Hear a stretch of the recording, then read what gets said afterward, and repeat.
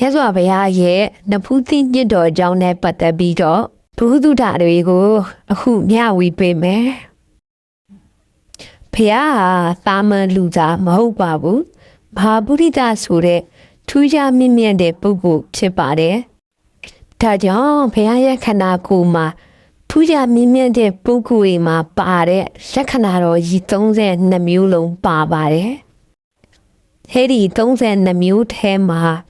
အုံနီတဒီသောဆိုတဲ့တင်းကျစ်စင်သားသလိုမျိုးဥကောင်းရှိတယ်ဆိုပြီးတော့လက္ခဏာတစ်ခုပါပါတယ်။အုံနီတဒီသောကိုအထာဂရာမှာအဓိပ္ပာယ်2မျိုးဖွင့်ထားပါတယ်။အဲဒီ2မျိုးကတဖူးညင်ပြေဖြူချင်းနဲ့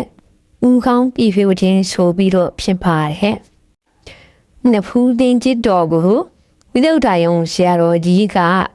ရှင်ဘရင်တွေဆောင်းတဲ့ဥဆောင်တရဖူနဲ့ပုံစံတူတဲ့ဆန်စနာမှာနဖူးတင်းကျစ်ရိုးပြရှိတော်မူတယ်လို့မြန်မာမျိုးပြုထားပါတယ်။ဘာကြောင့်နဖူးတင်းကျစ်တော်လက္ခဏာကိုရရှိတာလဲဆိုရင်